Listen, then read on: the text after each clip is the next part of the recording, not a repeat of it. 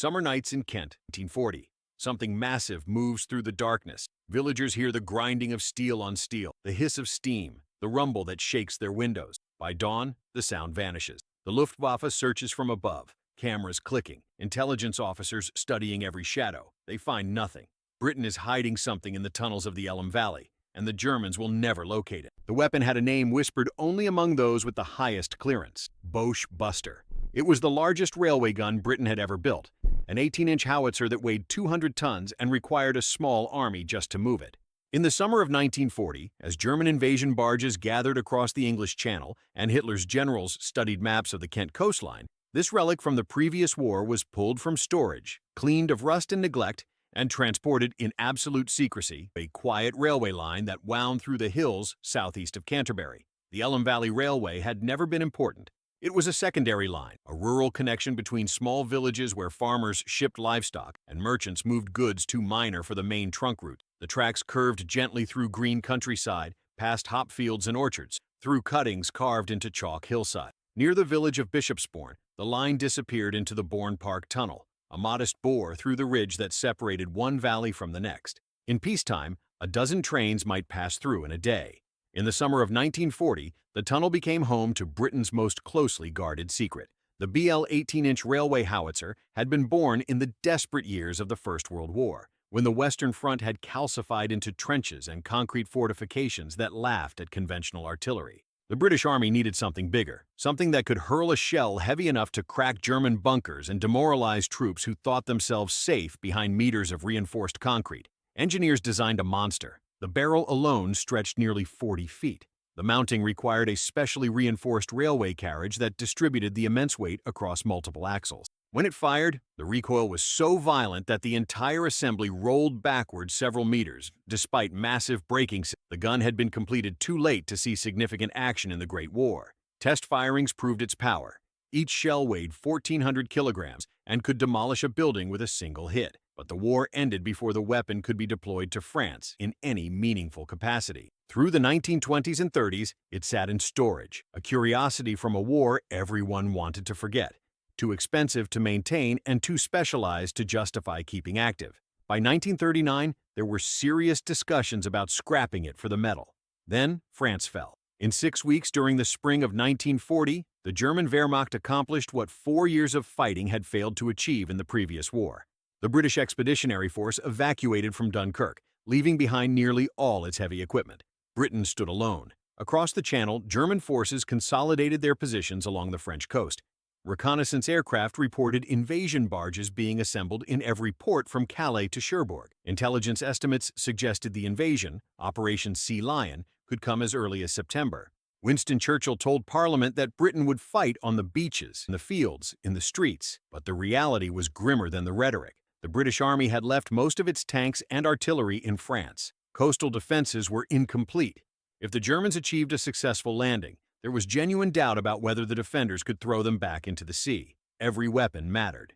Every gun that could be pointed at an invasion beach was worth considering, no matter how old or impractical. Someone in the War Office remembered the 18-inch howitzer. It was obsolete, certainly. Its range of 22 kilometers was inadequate for counter-battery work against German positions in France. Its rate of fire was glacial, perhaps one round every 5 minutes under ideal conditions. Moving it required specialized railway infrastructure, but it had one undeniable quality. It was terrifying. A single shell from that gun could obliterate a landing craft, destroy a tank, or create a crater large enough to swallow a platoon. If the Germans came ashore at Sandwich Bay or Pegwell Bay, if they tried to push inland toward Canterbury and London, the Boche Buster could make them pay in blood for every meter. The decision was made to reactivate the weapon. The 11th Super Heavy Battery of the Royal Artillery was assigned to operate it. The unit was small, just enough men to crew the gun and provide security, all of them sworn to absolute secrecy. They were told that if they spoke about their assignment to anyone, family, friends, other soldiers, they would face court-martial. The penalty for compromising the operation could be death. This was not hyperbole. Britain was fighting for survival, and loose lips could sink more than ships. The challenge was where to position the gun. It needed to be close enough to the coast to cover the likely invasion beaches, but hidden well enough that German reconnaissance would not find it.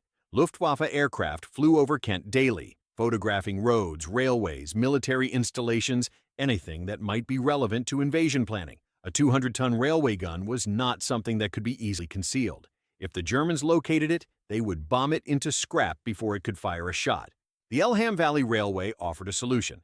The line was secondary, not a priority target for German bombers focused on destroying major rail junctions and industrial centers. The countryside was rural, with few landmarks that made navigation easy for attacking aircraft. Most importantly, the Bourne Park Tunnel provided natural concealment. A railway gun had to move on tracks, but it did not have to be visible while doing so. If the gun could be hidden inside the tunnel during daylight hours and only brought out at night, it might remain undetected indefinitely. Engineers surveyed the site and confirmed its feasibility. The tunnel was long enough to accommodate the gun and its supporting wagons. The tracks were in reasonable condition, though they would need reinforcement to handle the extreme weight. A special siding could be constructed just outside the tunnel, positioned to allow the gun to fire toward the coast. The work began immediately, carried out by railway workers and military engineers who understood that speed and secrecy were equally important. Reinforced rails were laid under cover of darkness. The firing siding was built to look like an ordinary maintenance spur, nothing that would attract attention from the air. Local civilians were told that military supplies were being stored in the tunnel, which was true enough to satisfy curiosity without revealing the full truth. By late summer, the Boche Buster arrived. It came in sections, transported on multiple trains to avoid drawing attention. The barrel traveled separately from the mounting separately from the ammunition wagons. At night, under strict blackout conditions, the components were assembled inside the Bourne Park Tunnel. The crews worked by shielded lanterns, fitting together the massive piece like a deadly jigsaw puzzle. When they finished, the guns sat silent in the darkness, waiting. The operational routine was established quickly. During daylight, the gun remained inside the tunnel, invisible to aerial reconnaissance. Crew members rested, maintained equipment, and studied firing tables that calculated trajectories for different targets along the coast. Ammunition was stored in a separate section of the tunnel, each shell carefully inspected and prepared. The men lived in nearby billets, traveling to the site in unmarked vehicles that could have been carrying. Security was absolute. Sentries patrolled the tunnel entrances. Unauthorized personnel were turned away without explanation. As darkness fell each evening, the operation began. A locomotive would be coupled to the gun's carriage, and the slow process of extraction would start. Moving 200 tons required patience and precision. The gun emerged from the tunnel like a steel leviathan, its massive barrel silhouetted against the night sky for anyone who might be watching from the hills. But no one was watching, or if they were, they had been warned to keep silent. The gun rolled forward onto the firing siding, where it was positioned and locked into place. Crews made final adjustments, checking elevation and traverse, confirming that the weapon was ready to fire if order came. The targets were predetermined. Firing tables had been calculated for Sandwich Bay, where wide beaches offered ideal landing zones for an amphibious assault. Pegwell Bay was another likely spot, close enough to the port of Ramsgate that the Germans might try to capture it intact for resupply. The Dover Strait itself was within range, though hitting a moving ship at that distance would require extraordinary luck. The gun was not expected to win battles single-handedly. Its purpose was deterrence and disruption. If German troops came ashore, the Boche Buster would remind them that Britain still had teeth, but the gun never fired in anger. Night after night, it was rolled out and made ready. Night after night, the crews waited for the order that never came. They watched the sky for German bombers, listened to reports of air battles over southern England, tracked the progress of the invasion preparation across the Channel. September arrived, the month when weather conditions would be most favorable for a cross-channel assault. The gun remained on high alert. Crews slept in shifts, ready to man their stations at a moment's notice. The Germans, meanwhile, were searching. Luftwaffe reconnaissance flights over Kent intensified. Intelligence officers studied photographs, looking for any sign of heavy artillery that might threaten an invasion force. They knew the British had coastal guns at Dover and other ports, but those were fixed installations, easy to locate and target. Reports from agents and intercepted communications suggested that something else was present, something mobile, something hidden. German planners worried about railway guns. They had used such weapons themselves with devastating effect in France and Poland. If the British had managed to deploy similar weapons along the Kent coast, it could complicate the invasion significantly. But they could not find it. Photographs of the Elham Valley showed nothing unusual. The railway line appeared quiet, carrying only occasional civilian traffic. The Bourne Park Tunnel was noted on maps, but dismissed as insignificant. German intelligence officers debated whether the reports of hidden artillery were real or simply British disinformation designed to make them cautious. Some argued that the British lacked the industrial capacity to build or maintain railway guns after the losses in France. Others insisted that Britain's desperation would drive them to use any weapon available, no matter how old or impractical. The truth was that the Germans were looking in daylight, and the Boche Booster only moved at night. Reconnaissance flights were typically conducted during the day when visibility was best, and anti-aircraft fire could be more easily avoided.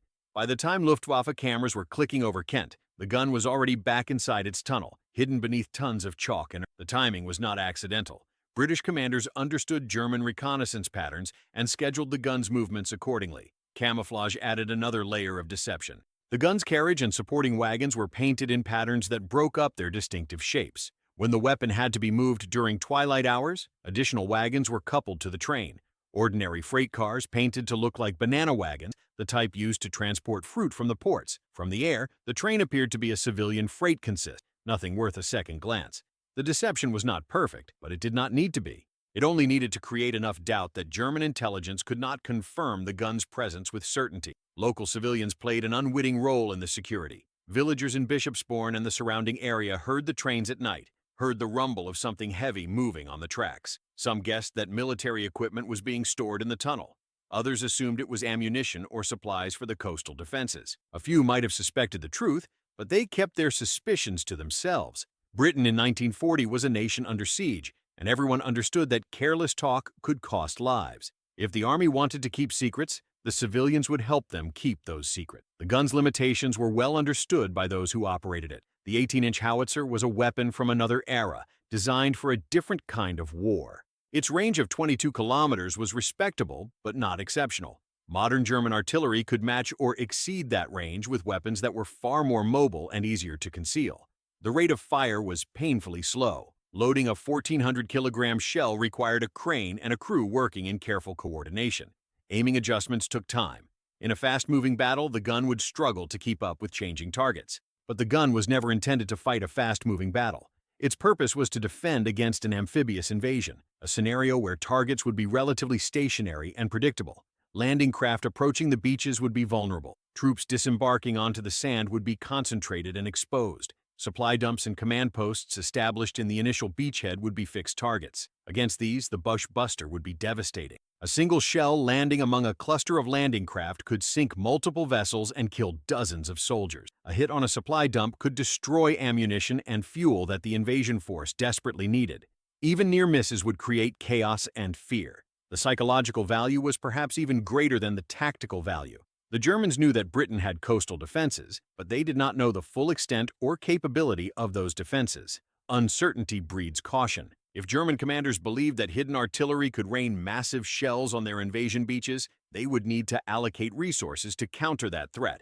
More air support to search for the guns, more naval bombardment to suppress them, more troops held in reserve to replace casualties. Every resource diverted to deal with a potential threat was a resource not available for the main assault. In this sense, the Boche booster was a force multiplier, its mere existence shaping German planning even though it never fired a shot. The Battle of Britain raged through the summer and into the autumn. Luftwaffe bombers struck British cities and airfields, trying to destroy the Royal Air Force and break civilian morale.